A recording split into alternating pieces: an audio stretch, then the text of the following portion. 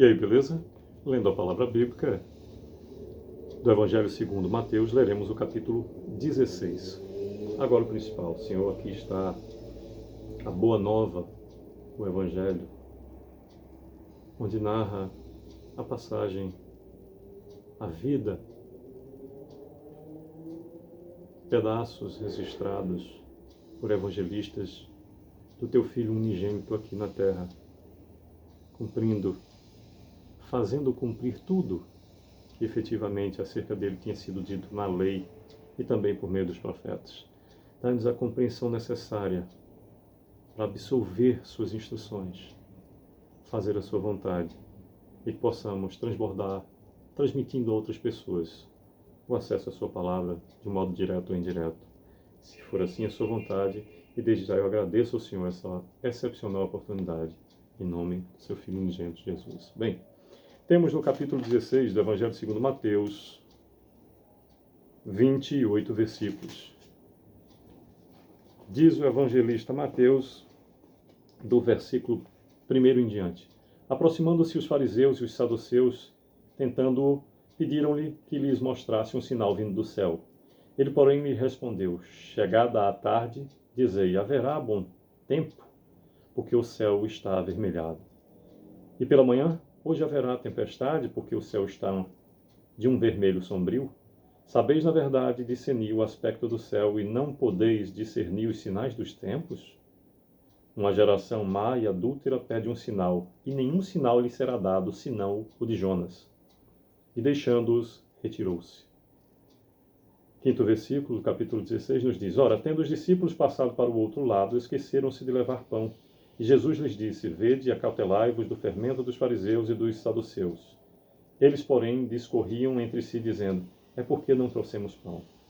Percebendo-o, Jesus disse: por que discorreis entre vós, homens de pequena fé, sobre o não terdes pão?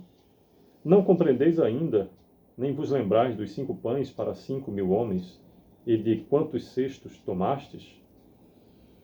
Nem dos 7 pães para os 4.000, e de quantos cestos tomastes? Como não compreendeis que não vos falei a respeito de pães? E sim, acautelai-vos do fermento dos fariseus e dos saduceus. Então entenderam que não lhes dissera que se acautelassem do fermento de pães, mas da doutrina dos fariseus e dos saduceus.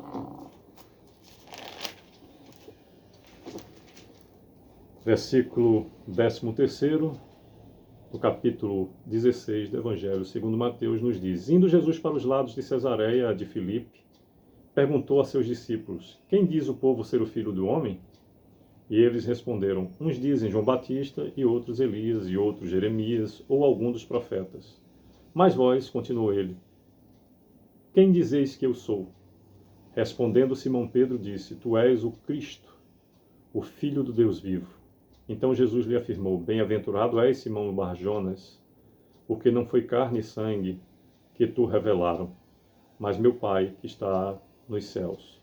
Também eu te digo que tu és Pedro, e sobre essa pedra edificarei a minha igreja, e as portas do inferno não prevalecerão contra ela. Dar-te-ei as chaves do reino dos céus. O que ligares na terra será ligado nos céus, e o que desligares na terra será desligado nos céus. Então advertiu os discípulos de que a ninguém dissessem ser ele o Cristo. 21º versículo nos diz: desde esse tempo começou Jesus Cristo a mostrar a seus discípulos que era necessário seguir para Jerusalém e sofrer muitas coisas dos anciãos, dos principais sacerdotes e dos escribas, ser morto e ressuscitado no 3º dia. E Pedro, chamando-o à parte, começou a reprová-lo, dizendo: tem compaixão de ti, Senhor, isso de modo algum te acontecerá.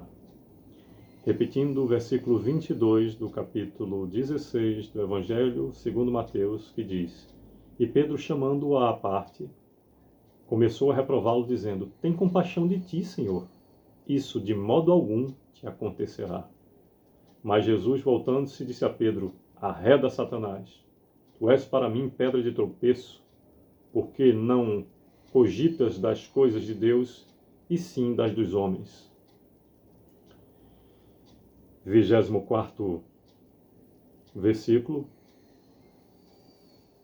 nos diz: Então disse Jesus a seus discípulos: Se alguém quer vir após mim, a si mesmo se negue, tome sua cruz e siga-me. Repetindo o versículo 24. Então disse Jesus a seus discípulos: Se alguém quer vir após mim, a si mesmo se negue, tome a sua cruz e siga-me. Porquanto quem quiser salvar a sua vida, perdê-la-á. E quem perder a vida por minha causa, achá-la-á. Pois que aproveitará o homem se ganhar o mundo inteiro e perder a sua alma? Ou o que dará o homem em troca da sua alma?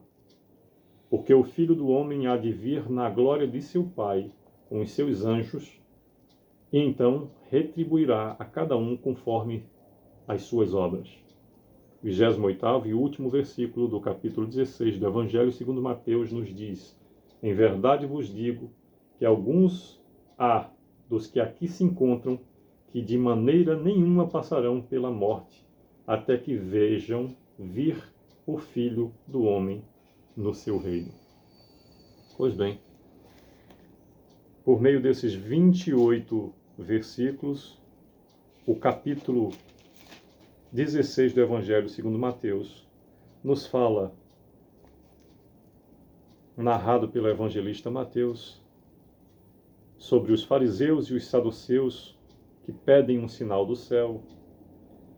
Nos fala sobre o fermento dos fariseus e dos saduceus, a confissão de Pedro.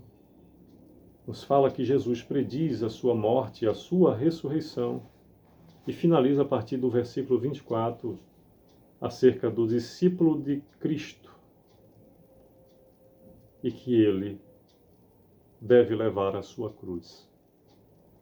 Portanto, que possamos mais e mais compreender que há circunstâncias que nos foram reveladas e outras que o Senhor determinou como uma ordenança para que apenas venhamos a cumprir. Não nos cabe sequer buscar compreender. O Senhor é onisciente, onipresente, onipotente e, do ponto de vista de sua sabedoria, inalcançável para o homem mais capacitado da face da terra. Porque está aqui um exemplo.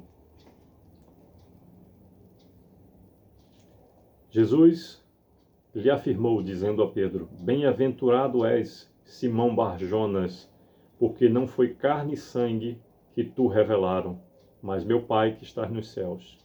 Também eu te digo que tu és Pedro, e sobre essa pedra edificarei a minha igreja, e as portas do inferno não prevalecerão contra ela.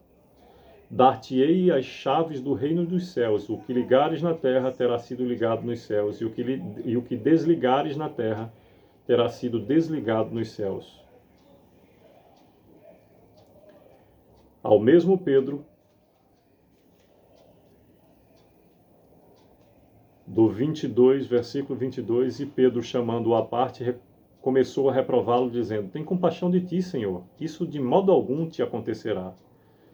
23. Mas Jesus, voltando-se, disse a Pedro: Arreda, Satanás, tu és para mim pedra de tropeço, porque não cogitas das coisas de Deus, e sim das dos homens. Assim é a palavra do Senhor. Sim, sim, não é não. Não existe meio termo. Ou se faz a palavra do Senhor, ou está contrário a ela. Sim, sim, não, não. Não há pecadinho ou pecadão. Não há diferença do mais grave pecado para o mínimo pecado. Tudo é pecar. Ou se anda de um modo justo, correto, ou de modo injusto e incorreto. Que Deus continue a nos abençoar e nos dar a sua direção. Sucesso!